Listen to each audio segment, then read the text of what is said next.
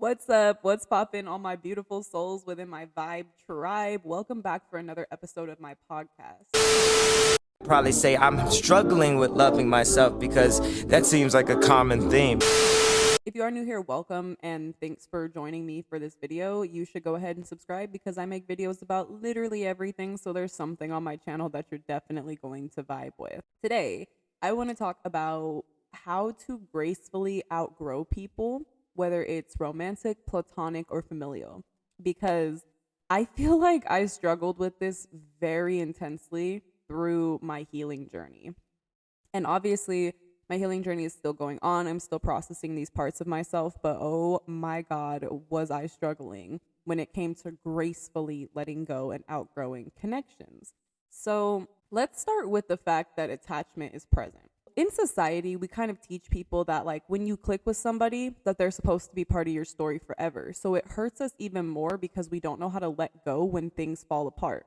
And that means in all connections. Oftentimes, what would happen is I would meet friends in one era of my life, and when I started to outgrow that version of myself, or they started to outgrow that version of themselves, the connection would naturally just dissipate and fall apart because we had served the purpose that we were in each other's lives to serve. But that's not what society teaches us. They preach at us that, like, if this is your person, you better ride by them, like stand by them forever. But the thing is, we were all meant to grow into different versions, and we're never really sure who we're meant to turn into. So seeing people as permanent is the number one issue with not being able to gracefully outgrow connections. No one in your life is permanent. So that's something we all have to get through our heads before we can start truthfully letting ourselves be at peace with connections that didn't work out. So let's talk about the difference between love and attachment. And again, this is love between friendships, family, and romantic. So when it comes to the difference between unconditional love and attachment, it's actually quite simple. Unconditional love means that you will always want what makes that person the happiest, what makes them the most aligned to their journey, the most healed, like literally wherever their journey is going to take them, that would be the best outcome for them. You want that for them because you love them so much as an individual that you are not attached to them and their story. You understand that they are here for their own purpose and to serve their own mission, and that at some point that might stop including you, whether that be because that person moves away in somewhere you're not willing to move to, or if it's because, you guys start doing completely different things and have nothing left in common. It doesn't really matter, but you will love and be happy for them and accept them no matter where they go on their journey. Whereas attachment is, if I can't be included in your story, then I'm going to be upset. And this is not to be confused. You will still be upset when you outgrow friendships that aren't as close anymore. But if you have naturally accepted that you are not attached to a person because they are not your property, whether it's a friend, family member, or relationship, you'll be able to make peace with that because you'll have peace within knowing that the only reason you and this person are no longer able to spend as much time together is because they're doing what is the best possible thing for themselves, for their own happiness and for their own growth. But if you're attached to them, that's going to make you upset. They can no longer make you one of their priorities. You can't handle that person not having as much space or time for you. That simply comes from attachment. If that person's happiness at any point in time means you can no longer be part of their story, you won't be able to be okay with that. You'll long over them, think about them all the time. And because whatever you were getting out from that person was helping meet a need that you didn't feel like you could meet yourself. And those are usually emotional scars.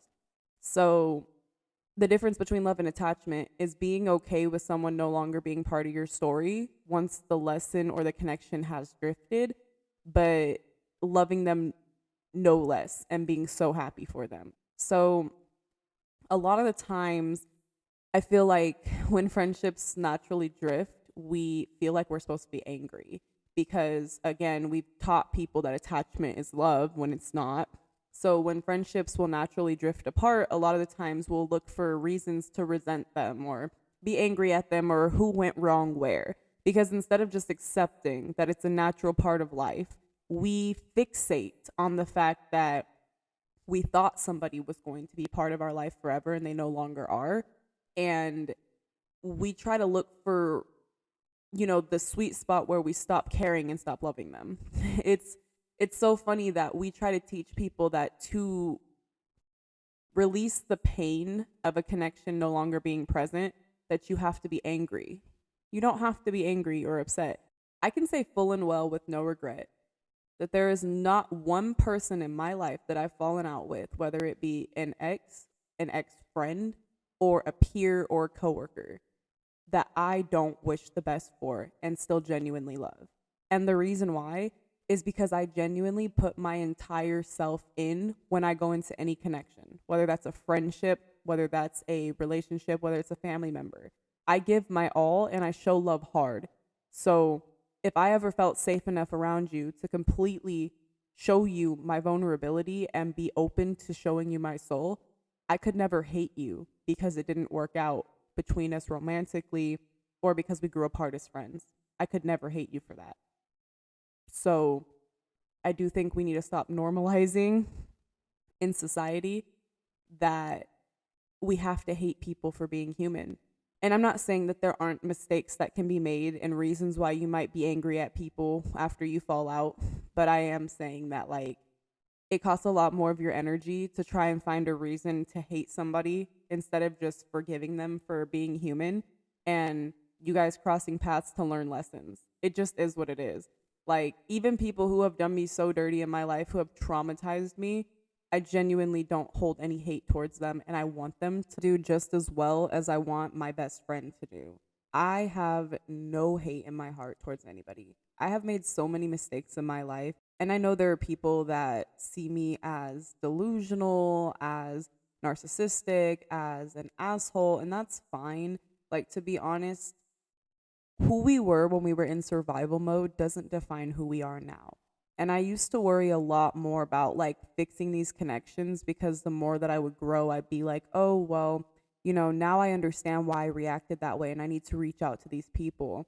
Well, that's not always like the case. Sometimes you can still reflect after you've grown apart from someone and not try to go back and fix it or try to rehash it. Because I'm not going to lie, there have been 2 relationships that I've attempted to fix or rehash and I made a bigger mess out of trying to fix them.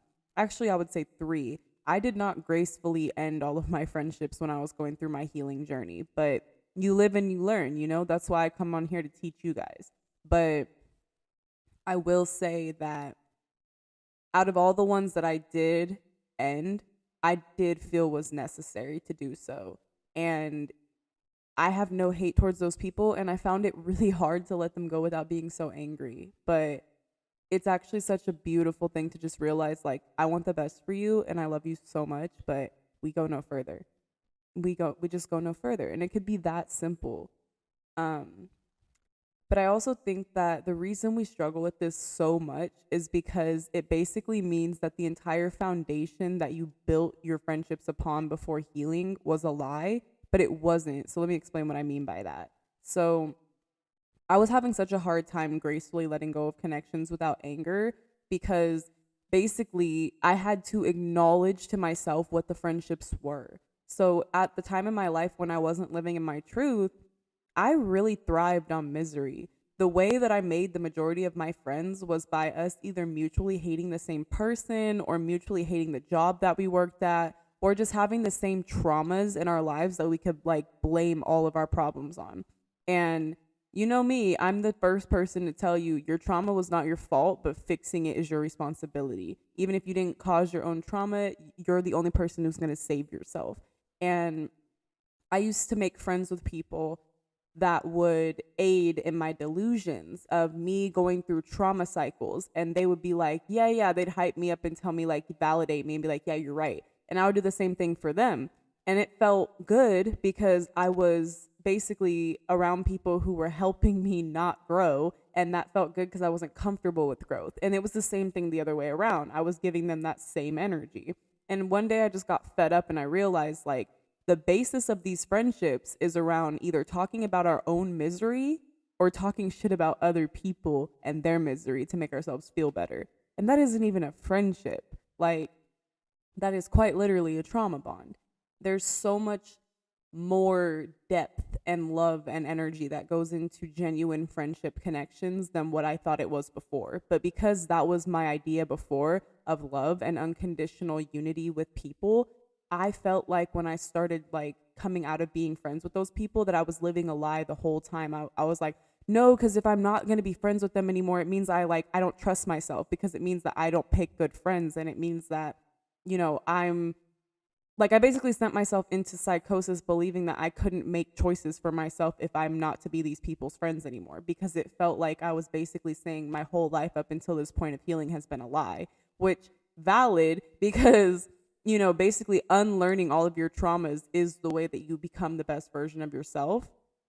And in those versions of who I was at the time, the people I was friends with, I did find that to be love. I felt that to be genuine love and genuine compassion for one another. But once I grew and my idea of love expanded and I realized what healthy connections with other people actually feel like, I realized that those were trauma bonds, because the entire basis, the resonance, the foundation of the relationship was talking about our misery and then talking about other people's misery to make ourselves feel better.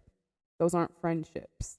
So yeah, I really feel like the reason that we struggle so hard as a collective to give grace when people are trying to let go of friendships outgrowing each other is because it feels like an attack on everything we know to be reality.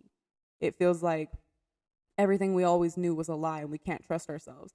You start to be like, damn, how could I have been so vulnerable, so open with somebody that I was clearly just trauma bonding with? Because, dude, at the time, you thought that's what love was. That's why I'm like, don't convince yourself you need to hate people just to stop being friends with them.